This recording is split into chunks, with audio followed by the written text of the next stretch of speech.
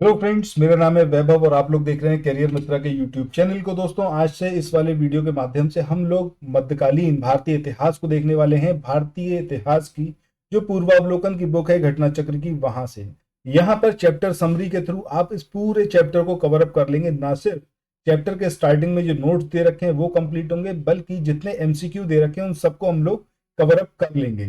कुछ भी इस बुक में अब बाकी नहीं रहेगा इस पर्टिकुलर चैप्टर से, इस वीडियो को देखने के बाद। अगर आप लोगों ने अभी तक हमारी सीरीज को देखना स्टार्ट ना किया हो तो जरूर करिए। चैनल को सब्सक्राइब करना बिल्कुल मत भूलिएगा। डेली बेसिस पर आपको मध्यकालीन भारतीय इतिहास, आधुनिक भारतीय इतिहास और प्राचीन भारतीय इतिहास से रिलेटेड एक एक वीडियो डेली बेसिस पर मिलेगा, जिसके माध्यम से बहुत रैपिडली आप इस पूरी बुक को कवर अप कर पाएंगे। तो आइए शुरू करते हैं आज के अपने सेशन को।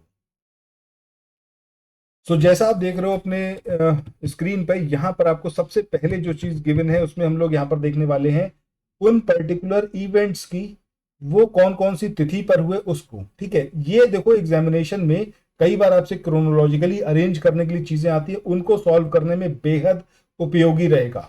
जैसे कि हजरत मोहम्मद साहब की बात करें तो इनका जन्म हुआ था 570 ईस्वी में, और वहीं मृत्यु की बात करें तो 632 ईस्वी में। पहला सफल मुस्लिम आक्रमण ये कब हुआ और किसने किया? मोहम्मद बिन कासिम ने किया था। सिंध को इसने जीता था पहले मुस्लिम आक्रमण के थ्रू, और ये पहला सफल आक्रमण था जो कि 712 ईस्वी में हुआ। वहीं मोहम्मद बिन कासिम की बात करें तो इसने मुल्तान को जीता 713 ईस्वी में। भीमदेव प्रथम की बात करें तो इनका शासनकाल गुजरात में रहा कब से कब तक? 1022 से लेकर 63 ईस्वी तक। महमूद गजनवी, इसने चंदेलों पर जो पहला आक्रमण किया वो कब किया? 1019 से 20 के बीच में। महमूद गजनवी की ही बात करें तो सोमनाथ मंदिर को इसने किस तरीके से लूटा था ये हर किसी को बहुत अच्छे से विदित है। तो महमूद गजनवी का जो चंदेलों पर पहला आक्रमण रहा वो भी हमने देख लिया 1019 से 20। वहीं सोमनाथ मंदिर की बात करें तो इसको लूटा था इसने 1025-26 के बीच में। 17 बार इसने लगातार आक्रमण किए थे। जो मोहम्मद गौरी है, इसका जो पहला आक्रमण हुआ वो कहां पर हुआ? मुल्तान पर। कब हुआ? 1175 ईस्वी में। मोहम्मद गौरी, इसका गुजरात पर जो आक्रमण हुआ वो 1178 ईस्वी में। वहीं तराइन का जो पहला वॉर हुआ जिसमें मोहम्मद गौरी और पृथ्वीराज चौहान आपस में लड़े तो वो हुआ आपका 1191 में। और तराइन का जो सेकंड वॉर हुआ वो हुआ आपका 1192 में। चंदावर का युद्ध ये गौरी और किसके बीच में हुआ? जयचंद के बीच में 1194 ईस्वी में।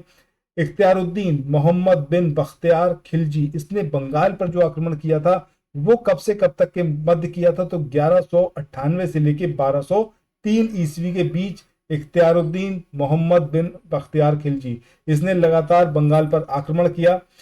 अब एक चीज और इंटरेस्टिंग है कि ये गुलाम था किसका? गौरी का। गौरी भी नहीं चाहता था कि हम बंगाल की तरफ अप्रोच करें, ना ही कुतुबुद्दीन ऐबक चाहते थे, लेकिन ये उनका जो दास होते हुए भी इसकी इच्छा थी कि बंगाल तक पूरा फतेह किया जाए, तो ये आगे बढ़ गया था और बंगाल पर इसने आक्रमण किया था। अब यहाँ पर कुछ पर्टिकुलर बुक्स की बात करेंगे, उनका विषय क्या रहा था और उस पुस्तक के लेखक कौन थे, या फिर वो जो पुस्तक है उसका नाम क्या है। सबसे पहले बात करें लेखक, यहाँ पर हम सबसे पहले बात कर रहे हैं विषय की। चचनामा ये बुक थी जिसको फारसी लैंग्वेज में लिखा गया, और इसमें जो है आपका अरबों द्वारा सिंध पर किस तरीके से विजय प्राप्त करी गई उसके बारे में है। चचनामा के अनुसार 6वीं और 7वीं शताब्दी में सिंधु देश, सिंध की राजधानी कौन सी थी? अरोड। ठीक है, ये काफी इंपॉर्टेंट है, याद रखिएगा।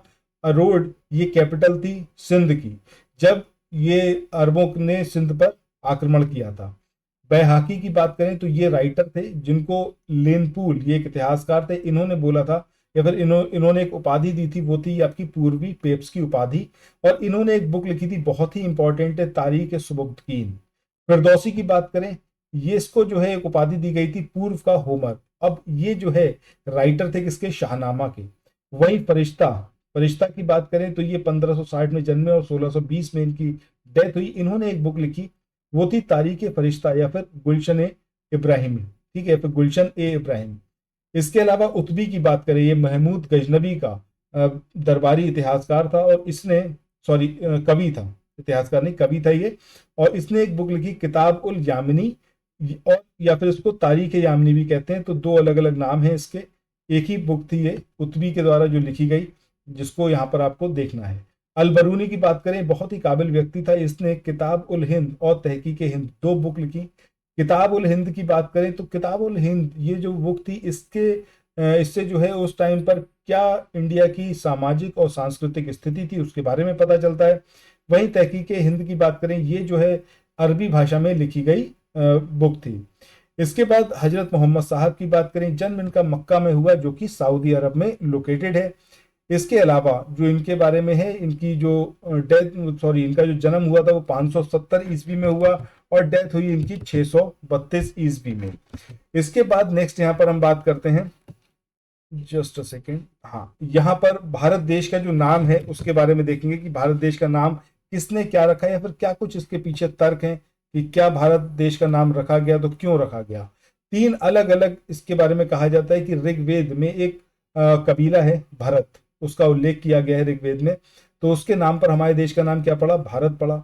एक दूसरी इसके पीछे कहानी है, वो ये कि दुष्यंत के पुत्र थे, राजा दुष्यंत के पुत्र भरत, उनके नाम पर हमारे देश का नाम भारत पड़ा। तीसरा है ऋषभ देव जो कि जैन धर्म के संस्थापक थे, सो उनके ज्येष्ठ पुत्र, उनके सबसे बड़े पुत्र भरत, उनके नाम पर हमारे देश का नाम भारत पड़ा। सो ये 3 अलग अलग तर्क दिए जाते हैं कि हमारे देश का नाम भारत क्यों पड़ा। विदेशियों की बात करें तो ईरानियों ने हमारे देश को बोला हिंदुस्तान, वहीं यूनानियों की बात करें तो उन्होंने हमारे देश को बोला इंडिया। तो ये भी एग्जामिनेशन में पूछा जा सकता है, तो याद रखिएगा, पता होना चाहिए। इसके बाद आगे मूव ऑन करते हैं नेक्स्ट पॉइंट पर। इसमें यहाँ पर हम देखेंगे कि जो भारत पर मुस्लिम आक्रमण हुआ तो वो किसने किया और कब किया। इससे पहले एक ये शब्द है हिंदू, जो आपने बहुत ज्यादा अपने लिए यूज करा होगा, अगर आप हिंदू हैं तो आपको ये पता होना चाहिए कि ये जो पर्टिकुलर शब्द है ये आखिर किसने दिया। ठीक है, सो अरबों के द्वारा ये दिया गया शब्द है हिंदू। ठीक है, और ये किसके लिए दिया गया कि हिंद यानी कि भारत की जनता, उसके संदर्भ में ये शब्द जो है वो किसने दिया, अरबों ने दिया। आगे बात करते हैं, भारत पर जो मुस्लिम आक्रमण हुआ 636 ईस्वी में सबसे पहला आक्रमण किया गया अरबों के जो मुसलमान थे उनके द्वारा, और ये जो था फेलियर रहा, इसमें सक्सेस नहीं मिली और इसमें जो आक्रमणकारी थे वो मारे भी गए। खलीफा उमर, इसके समय में ये आक्रमण बंबई के पास में थाने पर हुआ था, लेकिन ये असफल रहा था। 711 ईस्वी की बात करें तो मोहम्मद बिन कासिम, इनसे पहले उबैदुल्ला, इसके नेतृत्व में एक अभियान दल भेजा गया था, लेकिन वो जो था वो पराजित हुआ और वो मारा गया उबैदुल्ला। 712 ईस्वी में मोहम्मद बिन कासिम, जब इसने हमला किया था तब ये मात्र 17 साल का था और इसने फतेह हासिल करी थी यहाँ पर। तो ये हिंदुस्तान पर पहला सफल आक्रमण था मुसलमानों का। अब इराक के जो हाकिम थे उस समय अल हज्जाज, इन्होंने मोहम्मद बिन कासिम के नेतृत्व में अरबों को सिंध पर आक्रमण करने के लिए भेजा था। वहीं खलीफा अल वालिद उस टाइम पर शासन संभालने वाले व्यक्ति थे। अब इस समय सिंध का जो शासक था उसका नाम क्या था, दाहिर। दाहिर जो था वो सिंध पर हुकूमत कर रहा था, ये एक हिंदू शासक था। कासिम ने सिंध को जीता 712 में, मुल्तान को जीता 713 में, ये सीक्वेंस याद रखिएगा। मोहम्मद बिन कासिम ने जिस समय सिंध पर आक्रमण किया उसकी उम्र कितनी थी, मात्र 17 साल का था जब उसने सिंध को हासिल किया था। कासिम की बात करें तो अल हज्जाज जो कि इराक का शासक था, उसका भतीजा और दामाद दोनों ये था, उसका भतीजा था और उसका दामाद भी ये था। इसके बाद आगे बात करें गजनी वंश की, इसको यामनी वंश के नाम से भी जाना जाता है। इसके संस्थापक थे अल्पतगीन और अल्पतगीन ने गजनी को अपनी कैपिटल बनाया था। इसके बाद सबसे इंपॉर्टेंट कैरेक्टर है यहाँ पर महमूद गजनवी, 998 ईस्वी में ये शासन में आया। इसको उपाधि दी गई यामीन उद दौला या फिर आमीन उल मिल्हा, ये 2 उपाधियां दी गई किसके द्वारा, अल कादिर बिल्लाह, ये बगदाद का खलीफा था जिसने ये उपाधियां दी, यामीन उद दौला और आमीन उल बिल्हा। अगर महमूद गजनवी की बात करें, बहुत ही पढ़ा लिखा व्यक्ति था और सभ्य व्यक्ति था और विद्वानों की ये बहुत कद्र करता था और कलाकारों की भी बहुत कद्र करता था। इसके दरबारी इतिहासकार की बात करें तो इसका दरबारी इतिहासकार कौन था, उतवी था, जिसने एक ग्रंथ लिखा किताबुल यामनी अथवा तारीख यामनी। दूसरे विद्वानों की बात करें तो अलबरूनी, इसके अलावा बैहाकी, वो भी इसी के दरबार में था। तो बैहाकी ने कौन सी पुस्तक लिखी, अभी हमने देखा था तारीख सुबुक्तकीन। इसको उपाधि मिली थी पूर्वी पेप्स की, किसने दी थी, लेनपूल जो कि एक इतिहासकार था। पुजारी की बात करें, ये फारस का कवि था, ये भी महमूद गजनवी के दरबार में ही था। तुसी और उनसुरी की बात करें, ये खुरासानी विद्वान थे और ये भी महमूद गजनवी के ड्यूरेशन में ही थे। ठीक है, इसके अलावा असजदी की बात करें तो इसको भी संरक्षण प्राप्त था महमूद गजनबी का। इसके अलावा फारूकी को भी महमूद गजनबी का संरक्षण प्राप्त था। आगे यहाँ पर बात करें फिरदौसी की, जिसको पूर्व का होमर इस उपाधि से नवाजा गया था, तो ये भी महमूद गजनबी के शासनकाल में ही संरक्षण प्राप्त था इसको। इसके बाद चांदी के सिक्कों की बात करें जो महमूद गजनबी ने चलाए, जिनका वजन था मात्र 3 ग्राम।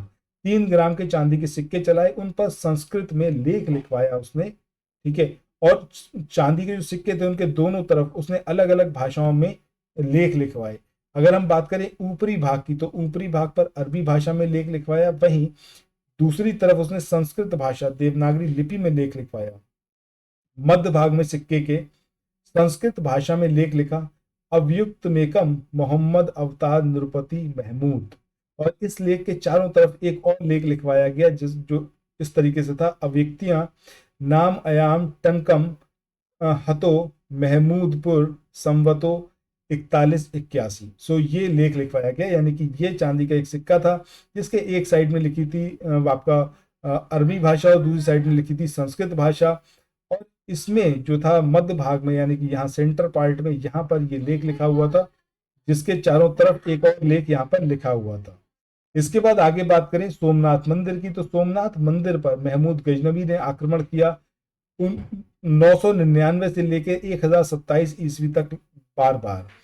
सर हेनरी इलियट की बात करें तो इन्होंने ये बताया कि महमूद गजनबी ने भारत पर 17 बार आक्रमण किया था।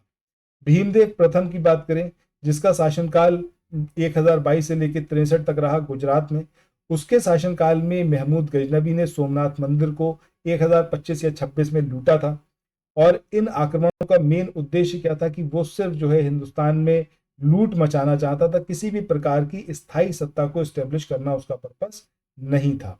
भीमदेव प्रथम इन्होंने महमूद के जाने के बाद सोमनाथ मंदिर का फिर से निर्माण करवाया था।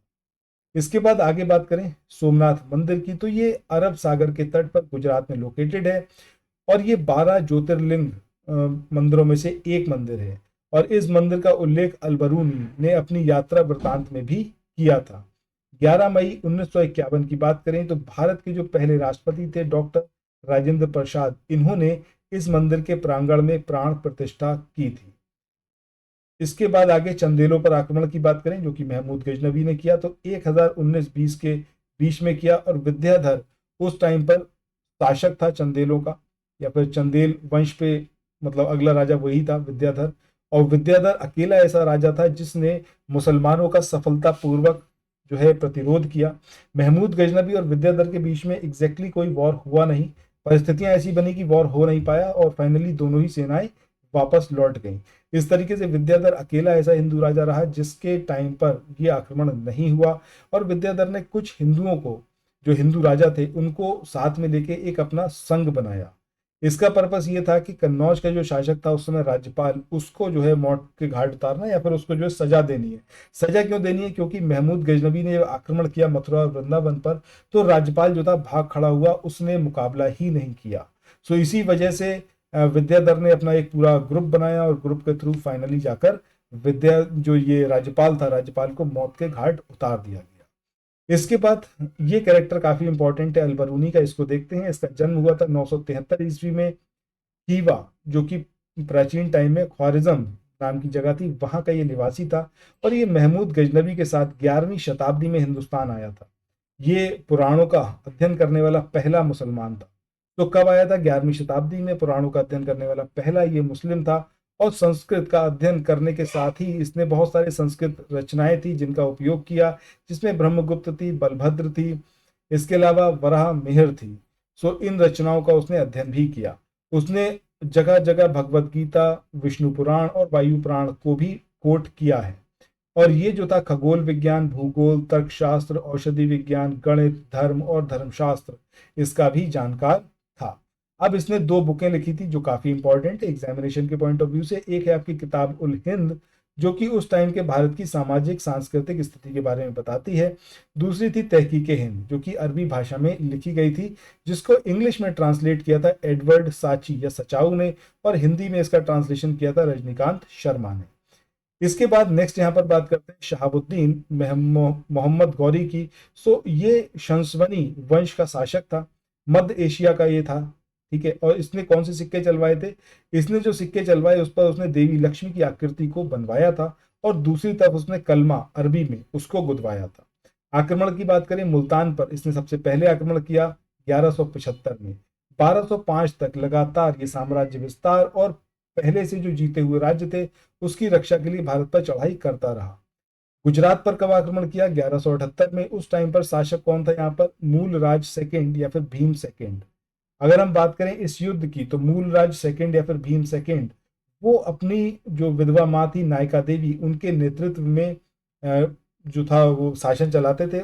और जब ये युद्ध हुआ गौरी से, तो वो हुआ आबू पर्वत के निकट, ठीक है। और इस युद्ध में गौरी को हरा दिया गया, गौरी को पराजय थी उसका सामना करना पड़ा, और ये गौरी की हिंदुस्तान में पहली पराजय थी, ठीक है। इसके बाद तराइन के पहले वॉर की बात करें, 1191 में पहला युद्ध लड़ा गया पृथ्वीराज चौहान के साथ में, और गौरी इसमें बुरी तरीके से हारे। फिर गौरी वापस लौट के आए। तराइन का जो सेकेंड वॉर हुआ 1192 में, उसमें, और ये भी पृथ्वीराज चौहान के साथ ही हुआ, और इसमें गौरी की विजय हुई थी। और इस युद्ध के साथ ही हिंदुस्तान में मुस्लिम शक्ति जो थी वो स्थापित हो गई थी। इस युद्ध में कुतुबुद्दीन ऐबक, जो आगे जाकर गुलाम वंश का पहला सुल्तान बना, उसने काफी इंपॉर्टेंट रोल प्ले किया था। ऐबक ने 1192 से लेकर 1206 तक, जब 1206 में इसकी डेथ हो जाती है फाइनली, तब तक उसने गौरी के रिप्रेजेंटेटिव के रूप में जो नॉर्थ इंडिया था वहां पर जितने भी भाग जीते गए थे गौरी के द्वारा, उनका प्रशासन संभाला। और ऐबक ने उत्तरी भारत में तुर्की शक्ति का विस्तार भी किया था। इसके बाद चंदावर के युद्ध की बात करें, 1194 में ये युद्ध लड़ा गया जयचंद और मोहम्मद गौरी के बीच में। अब जयचंद की बात करें, ये कन्नौज के गढ़वाल राजा था कन्नौज का, और ये जो युद्ध था इसका फाइनल रिजल्ट ये रहा कि गौरी की इसमें विजय हुई थी। चंदावर ये लोकेशन एग्जैक्टली है कहाँ? तो फिरोजाबाद जिला जो है उसमें यमुना तट के पास में ये लोकेशन है चंदावर की, जहां पर ये चंदावर का युद्ध लड़ा गया था। इसके बाद एकता प्रथा की बात करें तो गौरी की विजयों के बाद ही जो है उत्तर भारत में एकता प्रथा ये स्थापित हो गई। इसके बाद इख्तियारुद्दीन मोहम्मद बिन बख्तियार खिलजी की बात करें तो ये गौरी का एक साधारण दास था। अब ये जो था बिहार पर इसने कब आक्रमण किया और बंगाल पर कब किया, इसको देखते हैं। बिहार और उत्तरी बंगाल, इसकी विजय के बाद गौरी और उसका जो मतलब ऐबक था, उसने कभी सोचा भी नहीं था कि आगे भी अब हमें बढ़ना चाहिए। लेकिन बख्तियार खिलजी ने जो है, इख्तियारुद्दीन मोहम्मद बिन बख्तियार खिलजी, इन्होंने एक कदम आगे बढ़ते हुए इन्होंने सोचा ठीक है बंगाल बिहार सबको जीतेंगे, ठीक है। सो 1193 से 1202 तक ये जो था बिहार की विजय में लगा रहा, और इसने नालंदा यूनिवर्सिटी और विक्रमशिला यूनिवर्सिटी को बुरी तरीके से नेस्तनाबूद कर दिया, वहां की हजारों किताबों को जला दिया। इसके बाद बंगाल पर आक्रमण की बात करें तो 1198 से लेकर 1203 के बीच में ये क्रम चलता रहा, जिसमें बंगाल को फतेह किया गया। उस टाइम पर जो बंगाल का शासक था उसका नाम था लक्ष्मण सेन। लक्ष्मण सेन की बात करें तो इसने लड़ा ही नहीं युद्ध, और ये भाग खड़ा हुआ। राजधानी नदिया यहाँ में जो तुर्की सेना थी उसने बुरी तरीके से लूटपाट की। अब जब राजा ही नहीं है तो फिर सेना भी क्या ही लड़ेगी, ठीक है। लक्ष्मण सेन भागकर पूर्वी बंगाल पहुंच गया, और वहीं से उसने कुछ समय तक शासन को संभालने की कोशिश की। इसके बाद आगे हम बात करें तो इख्तियारुद्दीन ये भी बस यहीं तक रहा, और उसके बाद उसने पूरी तरीके से बंगाल को जीतने का प्रयास नहीं किया। लखनौती की बात करें तो लखनौती, इसको इख्तियारुद्दीन ने अपनी राजधानी बनाया। और अगर हम बात करें प्रोफेसर हबीब की, तो इनके अनुसार तुर्कों द्वारा उत्तर पश्चिम की विजय ने जो है क्रमशः शहरी क्रांति और ग्रामीण क्रांति इसको जन्म दिया था। इसके बाद मोहम्मद कासिम हिंदू शाह अस्तरावादी फरिश्ता, ये पूरा नाम है किसका? फरिश्ता का, जो कि 1560 से लेकर 1620 तक रहा इस दुनिया में। इसने एक बुक लिखी तारीख फरिश्ता या फिर गुलशन ए इब्राहिमी। तो तारीख फरिश्ता ये बीजापुर का जो शासक था इब्राहिम आदिल शाह सेकंड, इसको समर्पित थी। और अगर हम फरिश्ता की बात करें, इसका पूरा नाम मोहम्मद कासिम हिंदू शाह अस्तरावादी फरिश्ता था, ठीक है। और ये जो कुछ समय तक अहमदनगर का जो उस समय शासक था मुर्तजा निजाम खां, उसके दरबार में भी रहा, और बाद में फाइनली ये बीजापुर चला गया था। कुछ और फैक्ट्स की बात करते हैं जो इस पर्टिकुलर चैप्टर में दे रखे थे। वो है आपका कि चंगेज खां, इसके आक्रमण का भय तब उत्पन्न हुआ था जब 1221 में ख्वारिज्म शाह की मौत के बाद उसका जो पुत्र था और जो उसका उत्तराधिकारी था जलालुद्दीन मंगबरनी, ये दिल्ली सल्तनत की ओर भागा। सुल्तान नसीरुद्दीन के शासनकाल में मध्य एशिया के जो मंगोल सेनानायक थे तैमूर, उसने जो था 1398 ईस्वी में हिंदुस्तान पर आक्रमण किया था। सो दोस्तों यहीं पर आज के इस वाले चैप्टर को एंड करते हैं। इस वाले चैप्टर में ना सिर्फ चैप्टर के जो स्टार्टिंग में नोट्स दे रखे हैं उसको इंक्लूड करा गया, बल्कि जितने एमसीक्यू हैं वो सारे एमसीक्यू भी यहाँ पर समराइज्ड फॉर्म में अरेंज्ड किए गए हैं। सो आपको ये पीडीएफ कैसा लगा कमेंट सेक्शन में बताइएगा, ये पर्टिकुलर वीडियो कैसा लगा कमेंट सेक्शन में बताइएगा।